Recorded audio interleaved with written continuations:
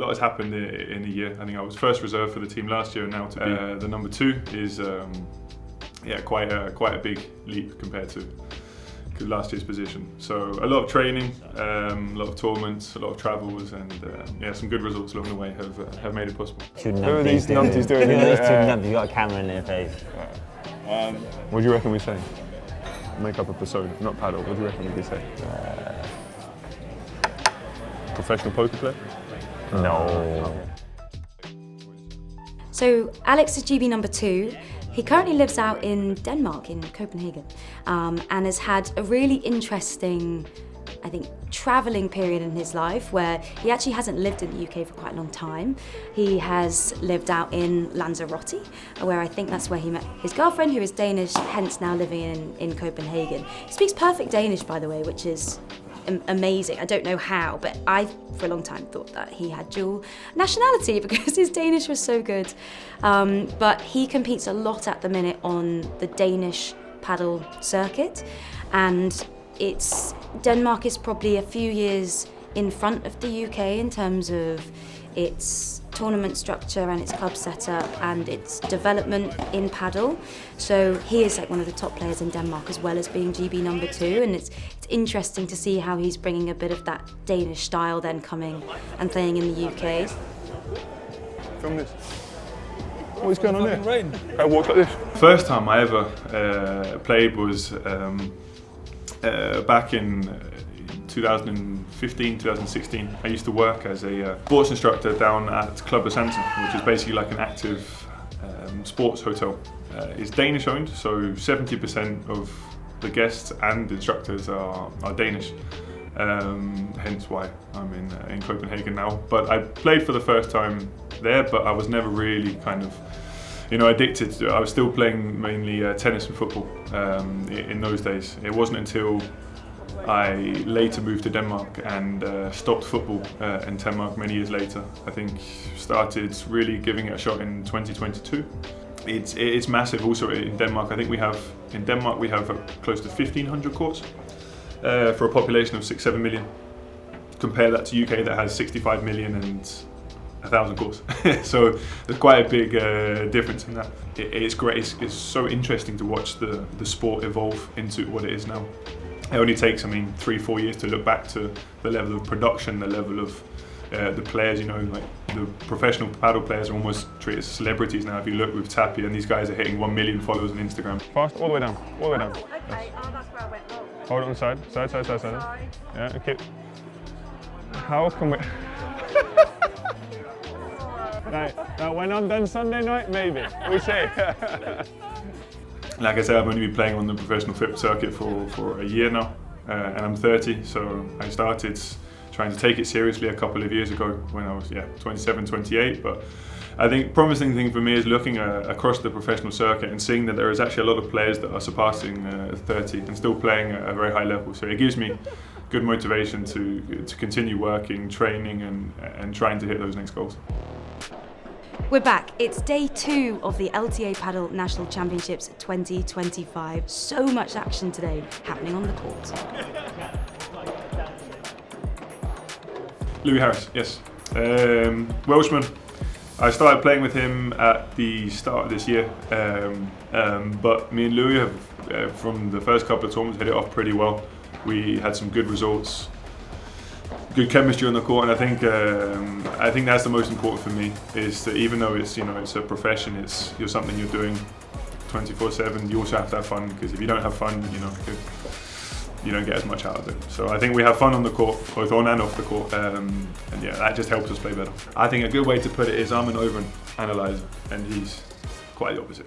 So I think sometimes he has to tell me to stop talking because I'm trying to analyse a shot from 2 games before, which is, I think it's great. We have a good dynamic on the court. He's quite well known for his smash. If you've seen him, he's a big guy.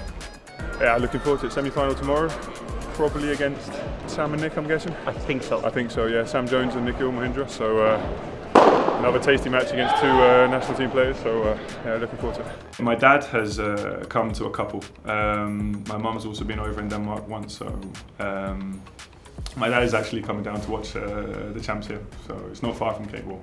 It's a bit far from Cambridge, but he was also there in the European Championships in Cadiz in October. So it's nice to have support from home when they come in. It means a lot. So it must have been sort of a good vibe coming back from Portugal. Not Portugal, Spain. Yeah, we're playing after playing against Portugal. Yeah, it was. Oh, but it was just. You know, you're playing against two guys that are top 50 in the world, but it's just felt so like disappointed that we didn't win.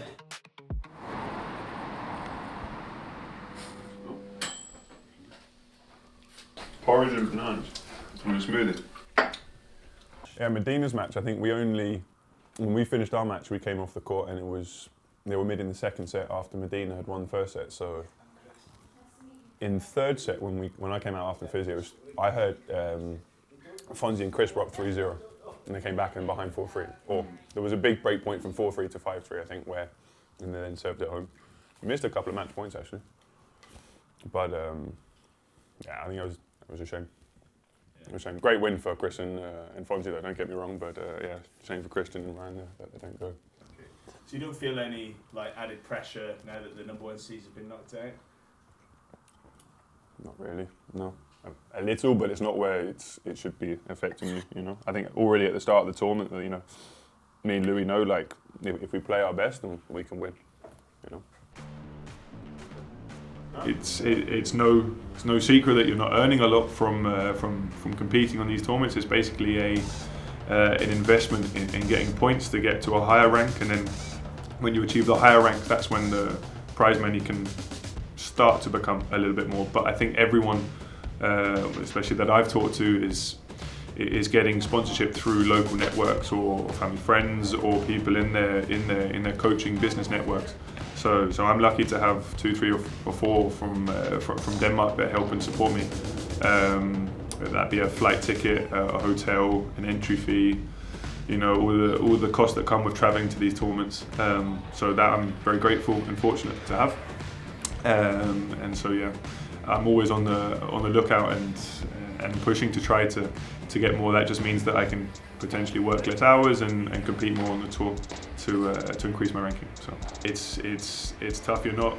I mean, if you win a tournament on a FIT bronze, typically around 350 euros per person. Let's say you're playing in Spain or France or Italy, a return flight ticket can easily be 200 euros. And the hotel is a couple of nights as well. So if you've won a tournament, you're not even breaking even to some extent from prize money. So like I said, it's just money you're using from your sponsorship pool and your network to try to push you onto better things. And I think you can see it at the top level as well. The disparity between tennis and padel earnings is, I think, it's around 50 times the amount they're earning in tennis compared to padel. One more to go. Yeah, it's tough. I mean, padel is not where I think it should be in terms of how relevant it is as a global sport. It's becoming massive, and like I said, these athletes are almost becoming like celebrities to some people. So it would be nice to increase the prize money. It's not like it's going to affect where I am right now, but potentially in the future it could be nice.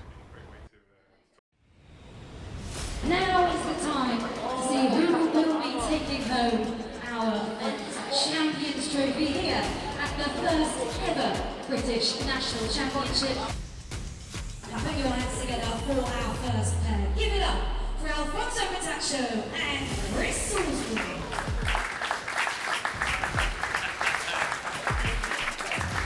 Our second seeds, put your hands together as loud as you can.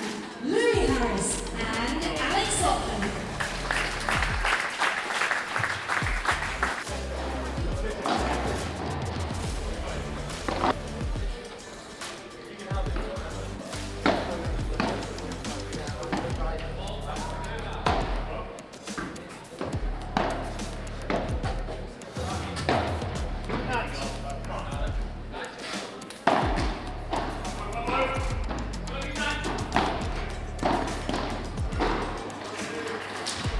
But I feel like that's not the one we need to look for. No, every now and again, yeah. It's definitely one of the Fonzie where we get most of the pressure.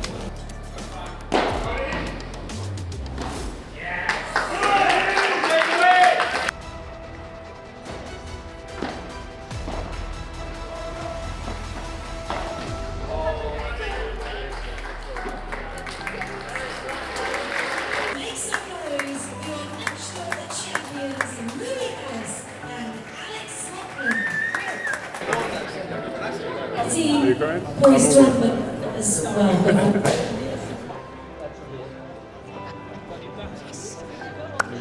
I basically listened to the score outside.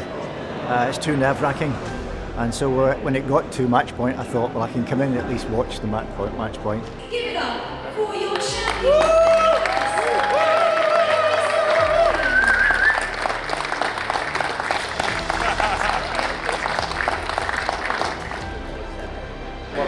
Good game plan. We executed well most of the time. So yeah, I'm just happy.